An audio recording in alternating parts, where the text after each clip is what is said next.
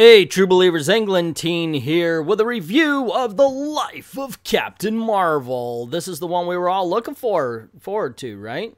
I heard a couple of people have actually given this a good review. They've read through it, and that's cool. You can never take away. I always think if you like a book I didn't like, then you're the lucky one. If I like a book that you didn't like, then I'm the lucky one. That's just the way it is. Everybody's got a difference of opinion. But here's mine. So first, of course, we're going to start with the cover, which I kind of like. Of course, I don't like the head side head shave thing. It just doesn't look good to me. It's a preference. I do think the wavy kind of sash thing is, I'm wondering where the wind is coming from and which direction is it supposed to be going, especially if you look at the hair. Otherwise, like if you just, at a glance, it's a cool image. And it conveys exactly it. She's going home. This is going to be basically her small town adventures, I guess. Problem. Big problem right from the start. So she is remembering her childhood. Okay? She's in a battle and she's remembering her childhood. And what we see here is basically her freak out because her father beat her. Yeah, her father beat her. I want to repeat that. Her father beat her, and now she's having a freak out. I think this bears repeating. She is having a freak out because her father beat her. Okay, this is Captain Marvel. Former Ms. Marvel. Professional superhero. She's been out in space. She's been raped by her own child. She's been raped and then had her own child who... It's just read Avengers 200. It's fucked up. Anyway, point being is this woman has been through so many freaking traumatic experiences that all of a sudden, out of the blue, we have her losing her shit because all of a sudden she's thinking of her dad. And here's the problem. How many times has this been brought up? I don't know. I haven't read recent Captain Marvel, but it really does seem like this is out of the blue shit. It really just seems like, hey, we're going to tell a story, and I think I know what it is. And what it ends up being, like freaking always as far as Marvel Comics is concerned, we're not being told a story about Captain Marvel. We're being told a story about Margaret Stohl. Same as I mentioned with what's his name, or her name, depending on how you identify them, Max Visaggio. Always tells Max Visaggio's story. Doesn't matter the character. The character is just a vehicle for them to tell their own story, and I have a feeling, you know what, no, I have confirmation that's what's being told here. That's what's being done here. And that comes at the end of the book. While I was reading it, it just occurred to me, well, shit, we're just hearing the Margaret Stohl story. It might not be a direct thing. I don't know if she was ever abused or anything like that, and I'm not saying anything like that. It's just there might have been some traumatic experience that Margaret Stohl needed to work through, and she decided, hey, I'm going to use Captain Marvel to work through it. So she goes crazy on, what is there, Moonstone or something like that, and the other Avengers are worried about it, except for Thor. He's like, hey, she stepped up to the plate to fight her. Captain Marvel's just taking care of business. She-Hulk's like, that's a Hulk-sized anger there. Wah, wah, wah, wah, wah, wah. It's She-Hulk. Just horrible, horrible joke there. And, of course, they've got her drawn like, really, come on, guys. She-Hulk's been around forever, and she doesn't look like that. So, fuck off.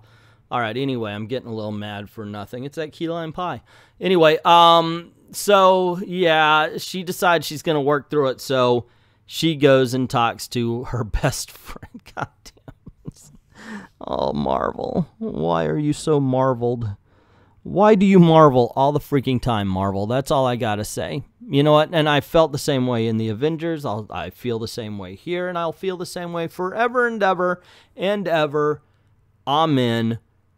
End of fucking story. She goes to her best friend, Tony Stark. You know, the one she put into a coma? The one they had the big old Civil War over? And granted, I felt the same way about Tony Stark and Captain America during the first one, and now I feel this way. You put him into a fucking coma, and he's sitting there going, that's okay, buddy. No! No, it's not okay, because it does not happen. It doesn't matter what happened afterwards. This isn't like a professional accident. Well, we were fighting this thing and your blast got the best of you, and instead of hitting the bad guy, you hit me and I went into a coma. Oops. Better luck next time. No, it wasn't that. It was a legitimate fight between two people. There was even a sit down where she said, if this escalates, I'm going to take you out. And now they're like best buddies. Hey, I know you worry about your father. I had father issues too. The way I did was I drank a lot. How are you going to deal with it? No. Coma. Hollow Tony throughout the entire shit story Secret Empire because of what happened between the two of them. So this entire conversation right here rang false to me. Mainly because it's just no consequence whatsoever to the Marvel Universe. And granted, I've been reading comics for 40 fucking years, so I don't need to hear any of you tell me that there's always a reset. Okay? I've been here. Shut the up about that. Point being is, you tell a story so then you can deal with the consequences. There has been no fucking consequences to Civil War II. Bruce Banner went away for a while. Tony Stark went away for a while.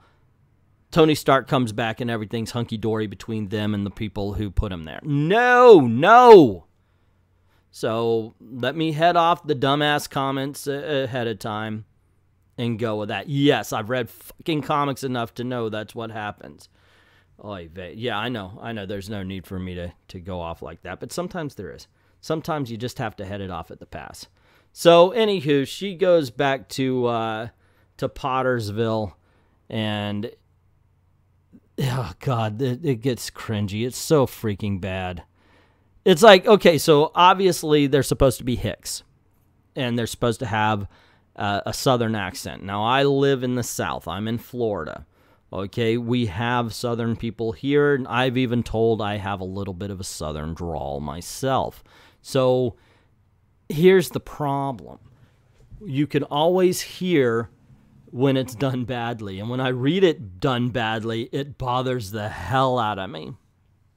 So, in order to convey a Southern accent, it's like normal language, and then they spell here, H-E-A-H. Here. Maybe she's going up north. It's like, you can't get there from here. Maybe I'm thinking completely different. It's not Southern. It's Northern, I guess. I don't know.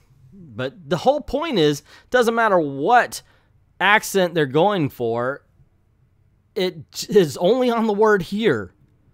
It's like that. The only word they really bother to spell out in any kind of accented form is the word here. So it's really like, well, gee, what are we going to have for dinner? Well, we're going to have spaghetti, and I think we're going to have a little bit of a salad beforehand. And I was thinking some nice mimosas for afterwards. What do you think? I got them right here. It's just so bad. It's so bad. Why must Marvel all the freaking time? Because, I wanted to like this. And then when I heard people were giving this good reviews, I'm like, oh, good, cool, excellent, yeah. But I should have realized, because somebody told me DNC gave it a good review, and God bless the man.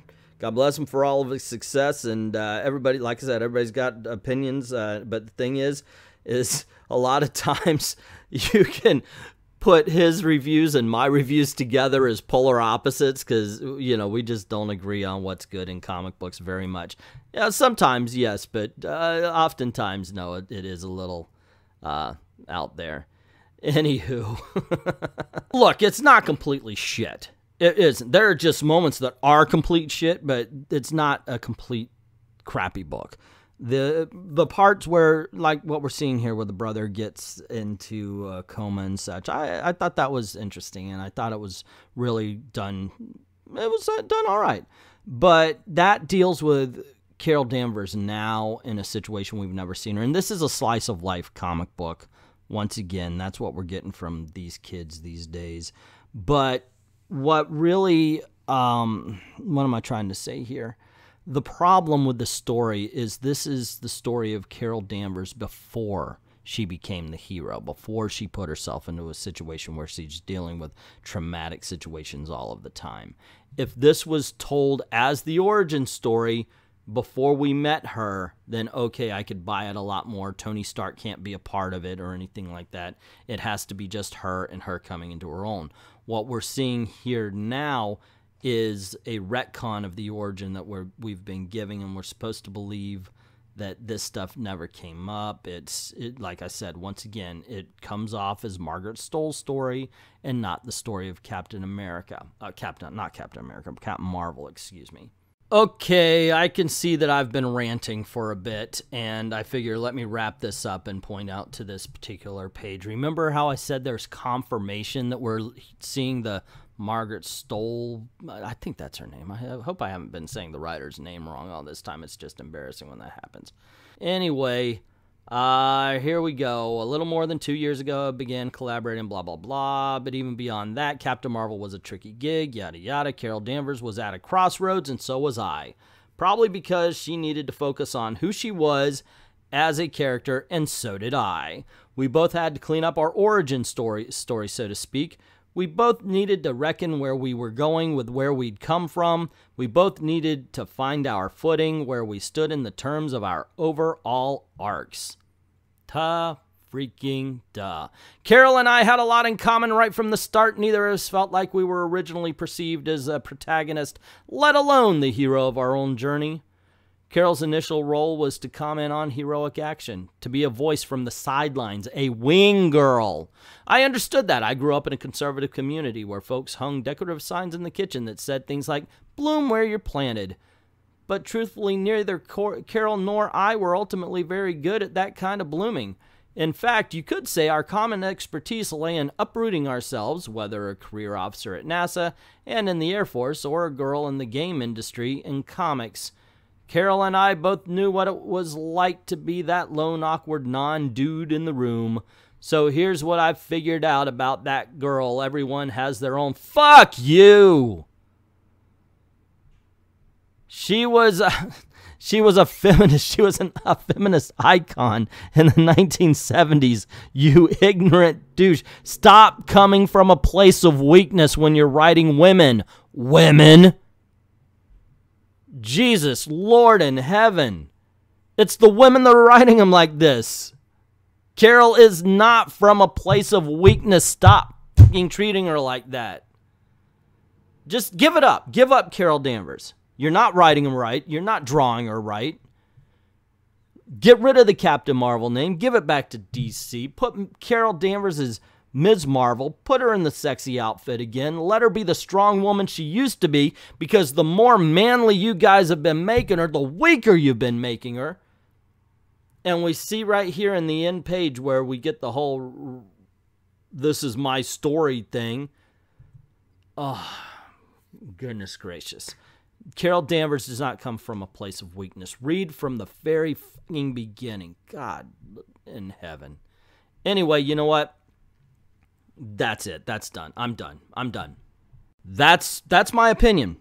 What is yours? What do you think about Life of Captain Marvel? Did you like it? Were you one of the ones that gave it a review, a good review? Why? Tell me. I would love to hear it. Tell me why I'm wrong. Tell me where I'm wrong. I want to hear this sincerely.